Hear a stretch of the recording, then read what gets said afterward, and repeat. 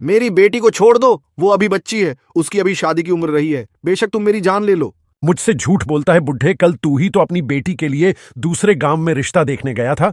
मुझे सब पता है, सब पता है मुझे। मेरी बेटी को हाथ लगाने की कोशिश भी मत करना। मैं उसकी माँ हूँ। मैं अपने जीते जी अपनी बेटी की शादी एक भूत से नहीं होने दूंगी। फिर क्या था, उस भूतिया दूल्हे को बहुत गुस्सा। रेलवे स्टेशन पर भूतों की बारात। एक रामपुर नाम का गांव था। गांव से कुछ ही दूरी पर एक भूतिया रेलवे स्टेशन था। गांव के लोगों का उस रेलवे स्टेशन से आना जाना तो क्या, उसके आसपास भी भटकते नहीं थे, क्योंकि उनका मानना था कि उस रेलवे स्टेशन पर भूत रहते हैं। हर अमावस्या की रात उस भूतिया रेलवे स्टेशन से भूतों की बारात निकलती है, वह भी पूरे गाजे बाजे के साथ। बारात में एक भूतिया दूल्हा अपनी पूरी पलटन के साथ गांव में आता है और एक जवान लड़की को अपने साथ ले जाता है। आज फिर वही मनूस अमावस्या की काली रात आ गई। घर में एक जवान बेटी है, कैसे मैं उसकी रक्षा करूं?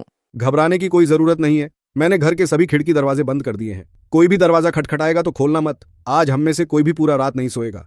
तभी दिनेश की बेटी रूबी बोलती है, पिताजी, मुझे कुछ होगा तो नहीं ना? मुझे उन भूतिया बारातियों के साथ नहीं जाना। मेरी बच्ची, तेरे माता पिता के होते हुए तुझे किसी से डरने की जरूरत नहीं है। पूरा गांव दहशत से अपने अपने घर में छिपकर बैठ जाता है। तभी गांव में ढोल और शहनाई की आवाजें आने लग जाती हैं। आवाज इस भूतिया बारात की ही थी, जो रेलवे स्टेशन से निकलकर गांव की तरफ आ रही थी। गांव वालों, दिखाई और सुनाई नहीं देता क्या? तुम लोग को तो देखो, बारात आई है। हमारा स्वागत नहीं करोगे? मेरी दुल्हन कहाँ है? कहीं दिखाई नहीं दे रही मुझे। अब भूतिया बारात गांव में आ चुकी थी। सुनीता अपनी फूल जैसी बेटी को एक कोने में छुपाकर बैठी हुई थी। तभी भूत आगे की तरफ बढ़ता है और जोर जोर से हंसने लगता है।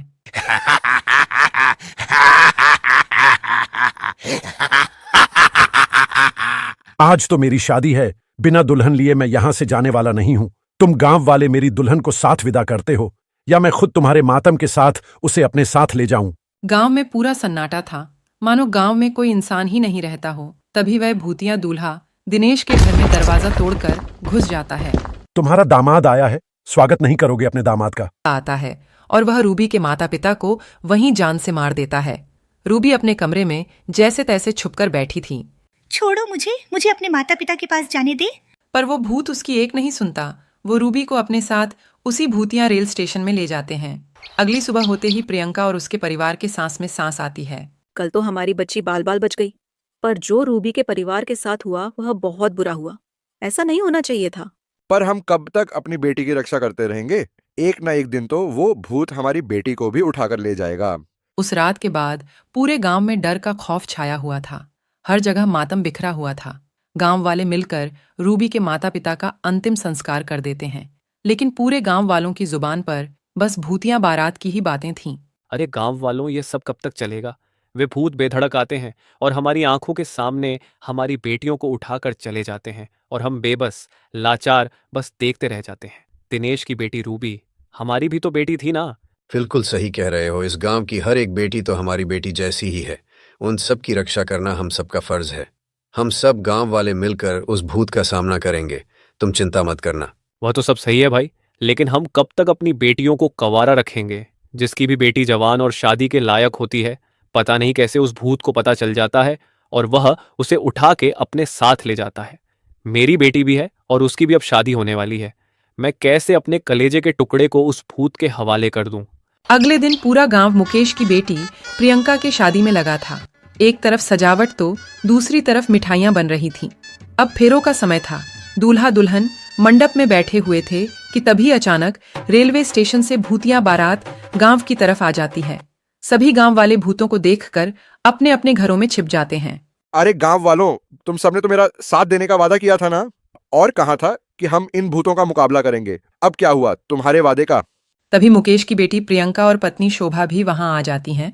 तुम्हारा यह साहस कि मेरे बिना तुम अपनी बेटी की शादी करने चले थे। जैसे ही भूत प्रियंका के माता पिता को मारने वाला होता है कि तभी प्रियंका उसी भूतिया दूल्हे के सामने आ जाती है और कहती है, आप मेरे माँ बापूजी को मत मारिए। अच्छा, छोड़ दूं इसे? मैं बस एक ही शर्त पर छोड़ूंगा, अगर तुम मेरे से शादी करोगी। नहीं नहीं मेरी बच्ची, शादी के लिए तू हाँ मत करियो। तेरी शादी से अच्छा है कि यह भूत हमारी जान ले ले।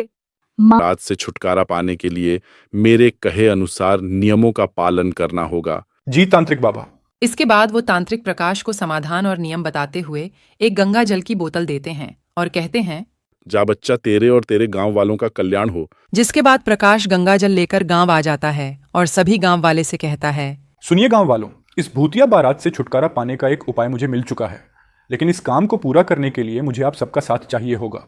हम सब तुम्हारा साथ देंगे, बताओ क्या करना है। बस आप सब एक काम कीजिए कि आज की रात शादी का प्रबंध कीजिए, बाकी सब मैं संभाल लूंगा।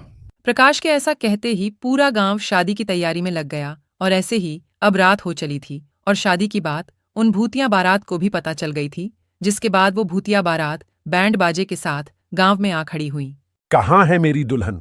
बताओ कहाँ है मेरी दुल्हन? भूतिया दूल्हा मंडप में एक दुल्हन को देखता है और उसे अपने साथ भूतिया रेलवे स्टेशन के अंदर एक पुरानी सी ट्रेन के डिब्बे में लेकर चला जाता है, जहां पर बहुत सारे कंकाल ही कंकाल पड़े हुए थे। तभी वह दुल्हन घूंघट उठाते हुए कहता है, ये रही तुम्हारी दुल्हन, कर लो अब शादी। धोखा, धोखा हुआ है मेरे साथ, धोखा। मैं तुम्हें नहीं छोड़ूंगा। भूत के ऐसा कहते ही प्रकाश अपने हाथों में छुपाए हुए गंगा जल को उस ट्रेन में पड़े कंकाल के ऊपर छिड़क देता है और बाहर निकल जाता है, जिसके बाद उस पूरी ट्रेन में आग लग जाती है और वह भूतिया बारात उस आग में भस्म हो जाती है। अशोक के इस काम से अब गांव में बेटियों की शादी अच्छे से होने लगती है और सब कुछ ठीक हो जाता है। हाँ पिताजी, अगर इस भूत से शादी करने से आप दोनों की जान बचती है तो मैं यह शादी जरूर करूंगी। यह कहते ही भूतिया दुल्हा अपने बैंड बाजी के साथ प्रियंका को अपने साथ भूतिया रेलवे स्टेशन की ओर ले जाने लगता है। रुक जा मेरी बेटी, तू ऐसा मत कर। किसी गांव वाले की हिम्मत नहीं होती कि उस भूतिया बारात का सामना कर सके, क्योंकि उस बारात में एक से बढ़कर एक खूंखार भूत और चुड़ैल मौजूद थे।